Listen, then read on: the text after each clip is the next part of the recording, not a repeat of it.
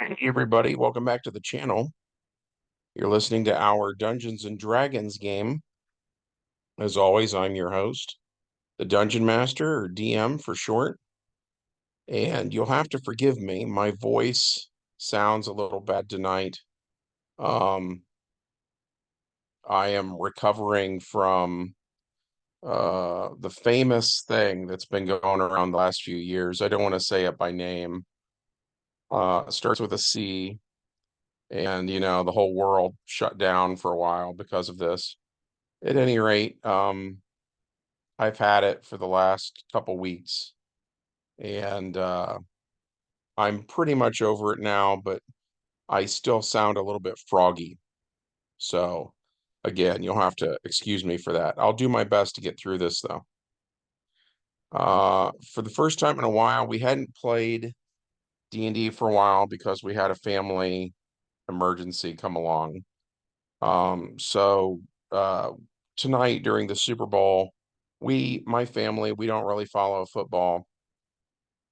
Uh, just not our thing, If you like it, more power to you. But so for us, usually on Super Bowl Sunday, we play role-playing games instead.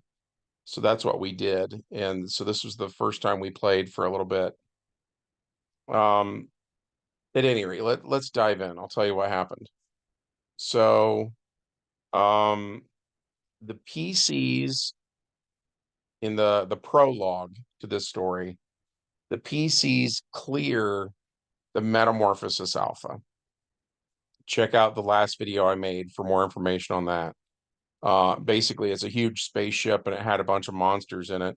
They went through and they cleaned it out. They got rid of all those monsters. Eliza, the Air Maiden, has been struggling with temptation and past mistakes.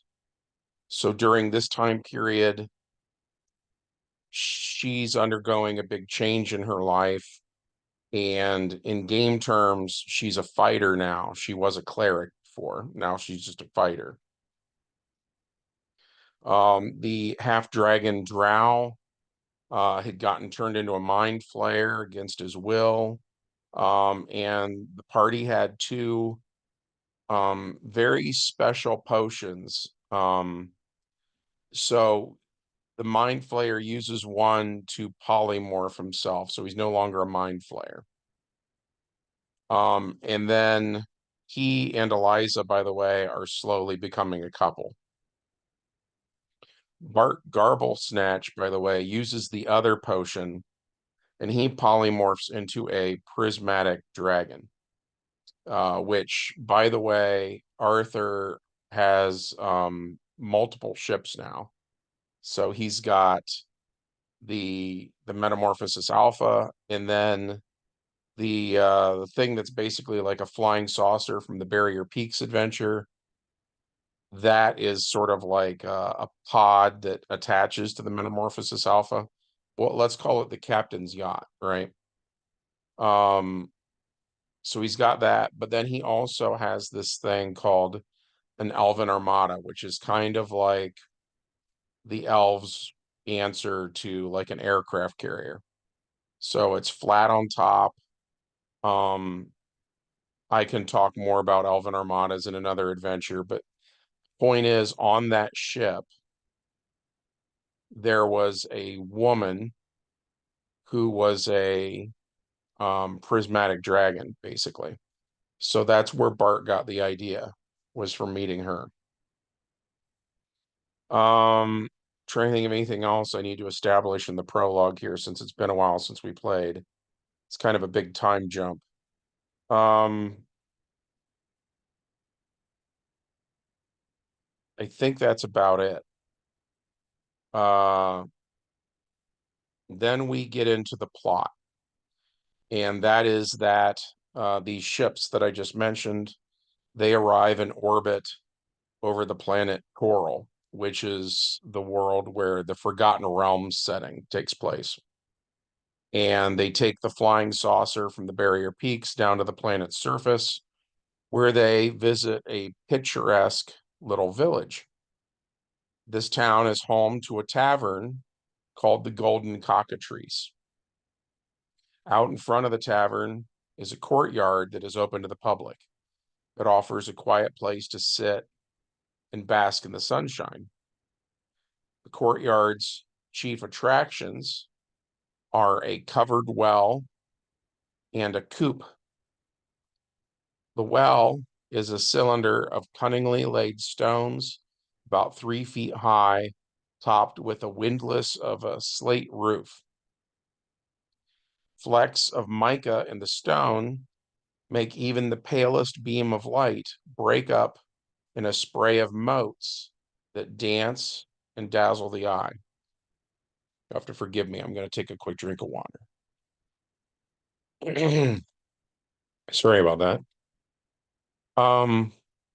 The coop is a weighty structure of thick timbers reinforced with wrought iron. 4 bad-tempered cockatrices live inside.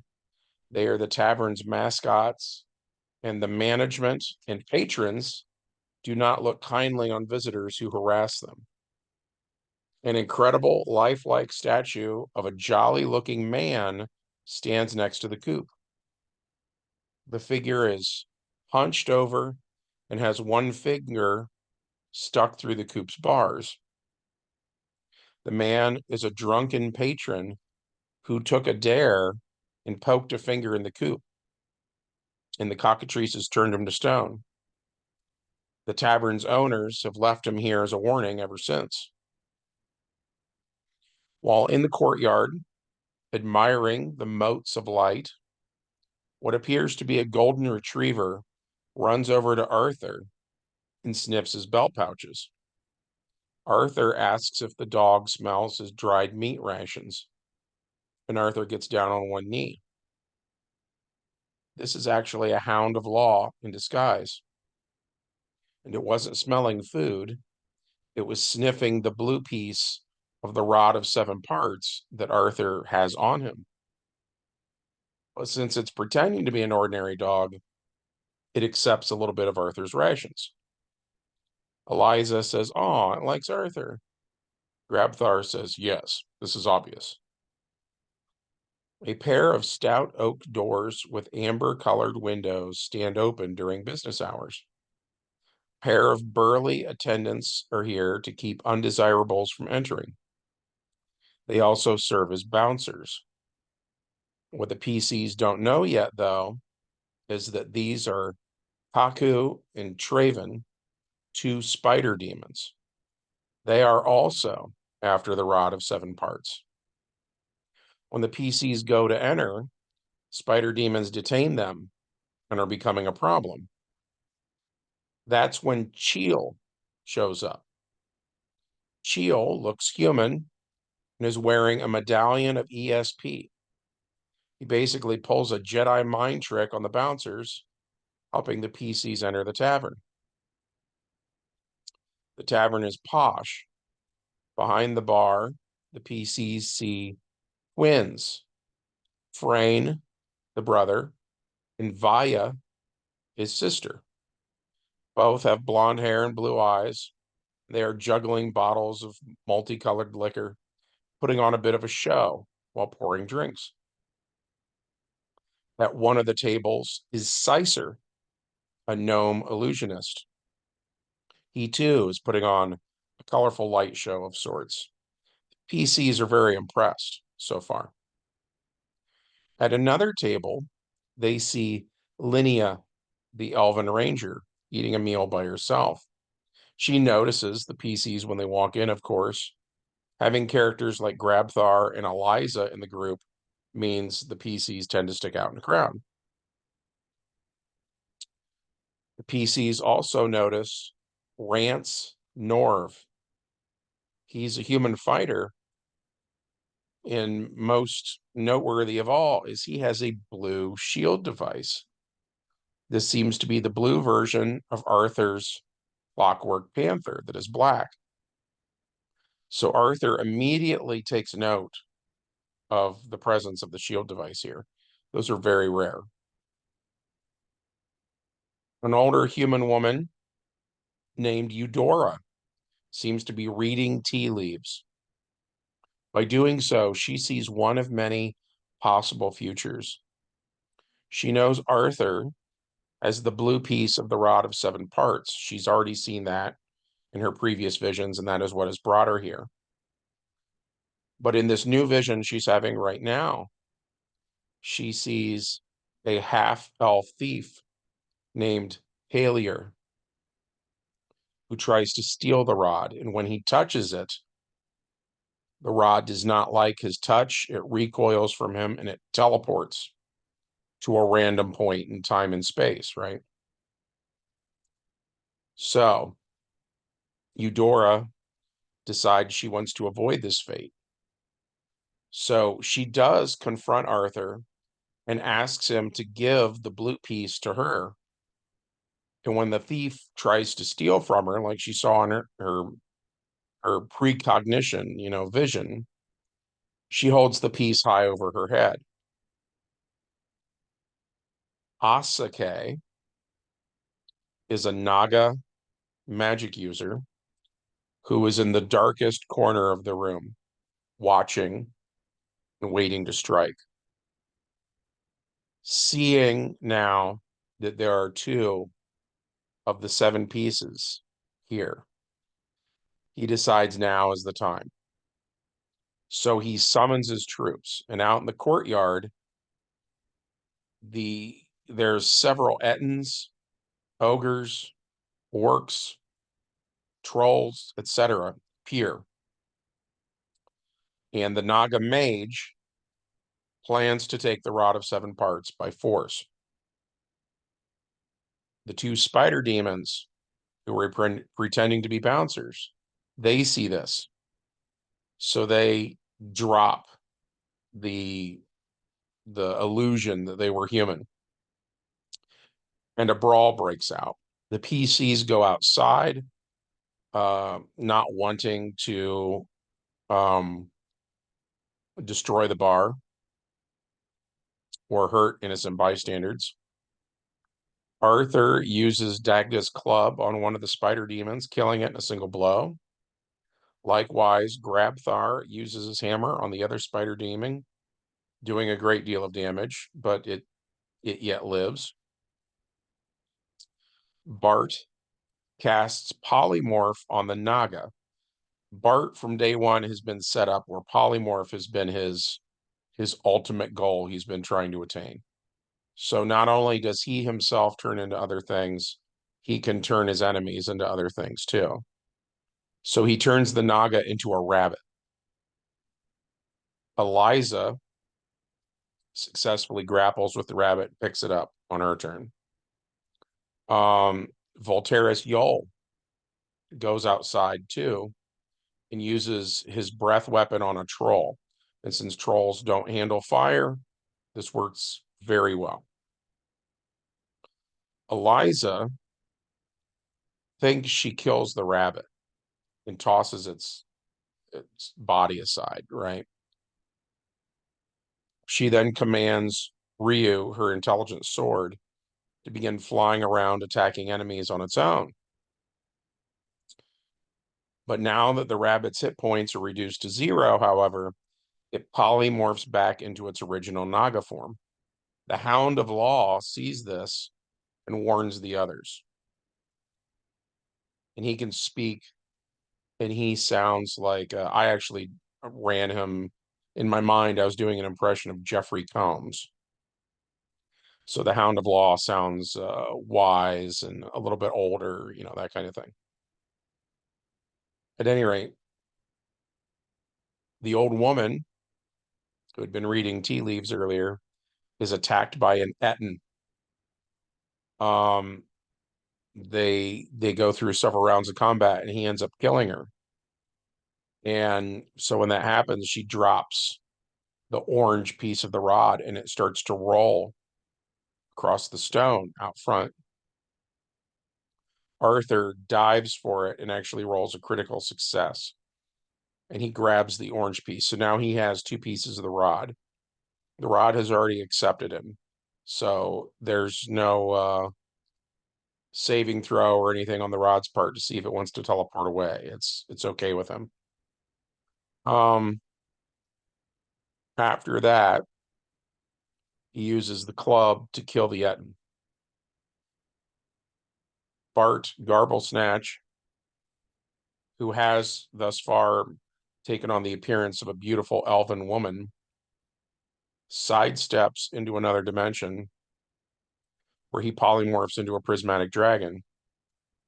Then he returns to this dimension again, and he uses his breath weapon in a cone, and so he takes out an ogre and some orcs. Meanwhile, orcs kill Cheel, Linnea, and Rance. After Rance Norv is slain by orcs, his shield device avenges him by mauling his killer to death. Once Cheel is gone, Tailier the thief tries to steal the medallion of ESP, but rolls a critical failure, fumbling it. And the medallion tumbles down the stone steps in the front of the tavern. Prismatic Dragon turns Tailier into a snail, and then Bart throws him into the coop with the Cockatrices. They peck at him until he turns back into a half-elf, and then they turn him to stone. The battle lasts a really long time, but no other heroes die. In the end, 3 orcs are all that's left, and they try to run away. Grabthar says attacking a fleeing man is not honorable. Likewise, Arthur doesn't want to do anything immoral that might cause the 2 parts of the rod to abandon him. Eliza and her sword kill 2 of the orcs, and the Blue Panther mauls the 3rd one to death. Afterwards, Eliza confronts the panther. Comforts. She comforts the panther, which had returned to the body of Rance. It was laying next to him, And so she pets the Clockwork Panther and says, it's okay to mourn, They have a moment, and she is, of course, trying to tame it. She wants this to be her, I don't know what to say, not familiar, that wouldn't be the right word, but companion animal, you know what I mean? The Hound of Law explains that, like Arthur, he is celestial in nature. And like Arthur, his goal was to keep the rod of 7 parts from falling into the wrong hands. Someone in the crowd says they hope the rod was worth it, given all the destruction that happened today. The Hound of Law explains that the rod is the only thing that might stop the Endbringer. And he says, without the rod, the universe is doomed. The Hound of Law also warns everyone that the Endbringer is going to be headed here next. He tells everyone to abandon the Forgotten Realms. The twins are upset that their really impressive and beautiful bar is going to be destroyed. The Hound tells them their whole planet will be destroyed as soon as the Endbringer gets here. Then we get into the epilogue. Arthur loads everyone he can onto the Metamorphosis Alpha. On the Elven Armada was Baba Yaga's hut. It's been there since an adventure we ran years ago. Baba Yaga's hut is able to teleport down to the planet, suck people up, teleport back to the Metamorphosis Alpha, and spit them out in the safety of the ship's habitat module. It does this over and over again in an effort to save everyone it can. Meanwhile, the PCs leave the Forgotten Realms. The next piece of the Rod of 7 Parts is on the world of Mystara. So that's where they're headed now. So that was it for this adventure. I hope that you enjoyed it. As always, if you want to support the channel, we'd love it if you took a moment of your time to hit like, subscribe, ring the bell, leave us a comment, all that jazz. And we'll see you in the next one. Bye.